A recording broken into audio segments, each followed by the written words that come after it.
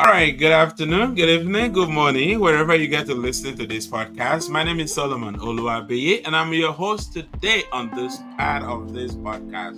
This is Philpot Ministries podcast, and today we're going to be looking at an important topic, the place of faith in mental health. Now, we spoke to Mrs. Adeshinan in a live program before we get on this one, and we looked at the intersection of mental wellness and faith, and you need to go watch it. That's all I can say, because it is an interesting one. It is an important one for you to watch. Well, I'm going to bring her on so that we can look at the place of faith in mental health. Mrs. Adesina, thank you so much, ma'am, for being here with us on this podcast platform. Thank you for inviting me. All right, man. So we are looking at the place of faith in mental health. What is the relationship or correlation, or how does faith and mental health works together? And over to you, man. For too long, there has been a divide between faith and mental health, with mental illness being viewed as a moral or spiritual failing, and spirituality being viewed as unscientific. Faith and mental health are not identical to each other. In fact, they are complementary. If mental health is health, that includes our whole health, our physical health, our mental health, and our spiritual health.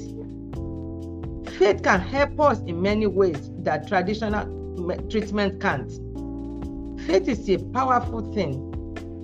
Faith can help us make sense of our suffering. Faith can give us strength to persevere through hardship. Faith can help us connect with a community that cares. And faith leaders tend to be some of our most frequent first responders in mental health crisis, especially in community.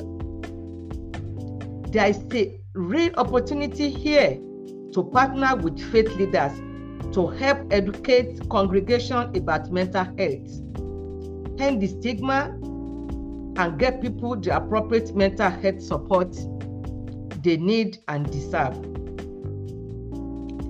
They can introduce them to a series of blogs of faith and mental health.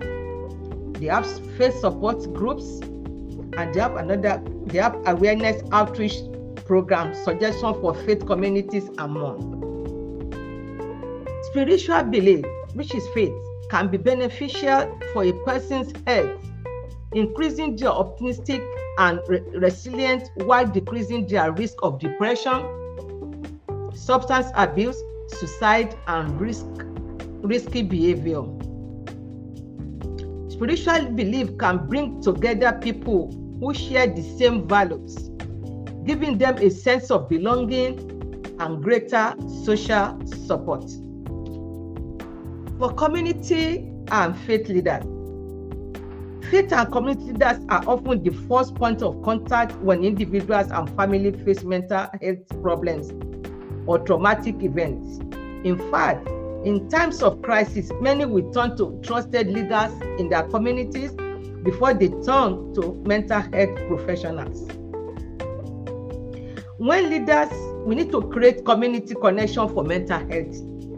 When leaders know how to respond, they can help educate individuals and families about mental health, increase awareness of mental health issues, and making it easier for people to seek help. Community connection and support are also important to the long-term recovery for people living with mental illness. Faith communicators are also in a unique position to reach many of the millions who are struggling with serious thoughts of suicide each year. Many people having thoughts of suicide feel hopeless, they feel trapped, and often struggle to face another day. Suicidal thoughts are often accompanied by a spiritual crisis or deep questioning about the purpose of life. Faith leaders who are better able to recognize the signal of suicide and know how to respond can serve as an expanded safety net for those most in need. What community and faith leaders can do?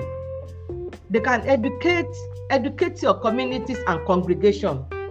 Promote awareness by educating the members of your community and congregation about mental health through educational forum and other opportunities. Invite local mental health experts, including those who have experienced mental illness, to speak with your congregation or at community gathering. Share facts and common myths about mental health. Support the development of a trauma-informed community. Trauma often lies beneath seemingly unrelated problems. Organize additional meetings, dinner, or other gathering for members of your congregation or community to have conversation about mental health. You identify opportunity to support people with mental health. Religious and other community organizations can play an important role in supporting individuals living with mental illnesses and encouraging them to seek help. Consider offering your organization's meeting space for community conversation and support group focused on addressing mental health issues. Provide space for peer-led groups that give people the chance to tell their stories in their own time and way. Include safe shared spaces for people to interact, for example, parks and community centers. If they are not comfortable in the church, they can go to the parks and put them in groups. That can foster healthy relationship and positive mental health among community members. Support community programs, for example, peer mentoring programs, opportunity for volunteering, that encourage social participation and inclusion for all people. They can also connect individuals and family to help. Strengthen the connection with your community to mental health services and support and enhance linkages between mental health, substance abuse, disability, and other social services. Learn the basic signs of mental illness and other facts about mental health to encourage those in need to seek help. Remind others that people can and do recover from mental health challenges, and that help is available and effective. Train the community members, such as adults who work with the children, youth, older adults, veterans, and etc. We don't just want to train them on how to teach them Bible study or something. You need to teach them about mental health. So when they notice it by that treating, by their taking care of the children, that will help them to identify the signs of depression or suicide and refer people to resources. Develop relationship with local mental health services provider and other family and youth organizations to help to direct individuals and families in need to available services and support in the community. There's, we have 911 if we have a problem with medical emergency. For mental health, share the 988, that is suicide and crisis lifeline, in your community newsletter or other publications. Call or text 988 or chat the lifeline. Promote acceptance of those with mental illness. I know it's stigmatized, but promote it. The voices of leaders and attitude about mental health condition and those who experiences them. Talk about your own mental health openly. If you are not transparency, you cannot expect your congregation to be transparency too, because they don't know what you're going. They don't want you to know what they're going through. Be an example of taking good care of your mental health by making mental wellness a priority in your personal life. Be inclusive. Mental health affects all of us. First opportunity to build connection with individuals and family dealing with mental health challenges through trust and acceptance. foster safe and supportive environment for people to openly talk about mental health, stress, trauma, and related issues. Encourage and express empathy in your family, congregation, and community. Convey a message of non-violence, acceptance, and compassion. So, in conclusion, by definition, faith-based counseling, also known as pastoral or Christian counseling, combines behavior science found in most counseling practices with teaching found in scripture. It allows an individual to find healing through God rather than oneself or another person. Thank you. Thank you so much, Mer.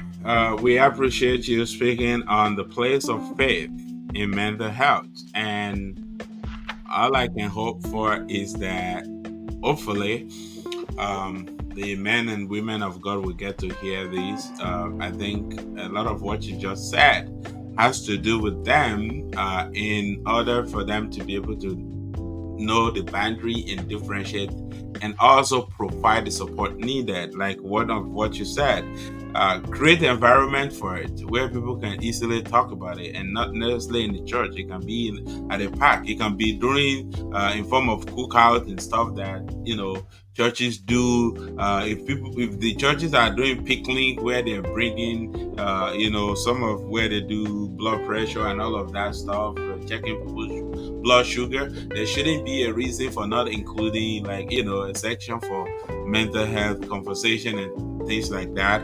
I do think though that anyone who is working in the house of God should be able to go for at least the basics, just to understand the basics.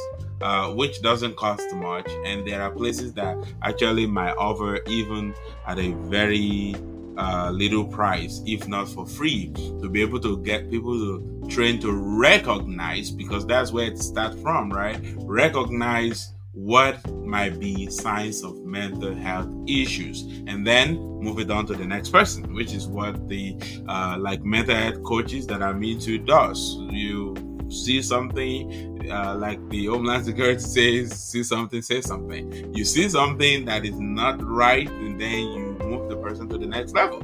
I don't have to be a mental health expert, but I can see certain signals that will make me to say, this person might need to see somebody who's an expert in mental health. And if that's all I can do to help somebody, hey, that's not bad, right? Just like we will see somebody with injury and we do a little bit of first aid. I'm not a doctor. I can't do surgery. I can't do nothing about that injury, right? But I can help to stop the bleed, right? That is a great help that we can be of to people in the mental health community. Help to stop the bleed by being able to be there. You understand something, you highlight it, and you provide the help, and you move the person to the next person who is able to professionally help them. And that would do a lot. Well, thank you so much, Mer, for giving us these. I hope the people in the faith community will listen to these, because it is a big deal. It is a big issue, and it has to be dealt with. But it cannot be done by people not understanding that, yes, there is indeed a place for mental health issues in our world. Like you said, all of us, whether we like it or not, are affected by mental health issues. This is where we're going to be heading in today. Thank you so much, man. Stay with me in the studio. Now, all right, to everyone who have listened to these, wherever you listen to it from, I want to encourage you, to talk about mental health issues. Talk to others about mental health issues. Say what is on your mind. Say what you're thinking of. Say what what is going on. You never know who might be able to help. And if you have to see a mental health provider, a mental health expert, please do so. Health is wealth. Well, same thing with your mental as well. You need your mental health to be able to function. Once something is wrong with your mental, everything is going to be wrong. As they say, that if something is wrong with your head, something is going to be wrong with your whole body, because that's just how we are wired as human beings. But as we end today, I'm going to repeat what I said earlier. that when we look at the intersection of mental health awareness and faith, it is about understanding the holistic nature of human being. And as our guest said at the beginning, when we're talking about this, we're talking about our physical health. We're talking about our mental health. We're talking about our spiritual health. You don't want to be devoid in any of those areas. And it is my prayer that the Lord will continue to be with you. Until next time, I remain yours, Solomon Oluwabiye. Have a wonderful week, everyone.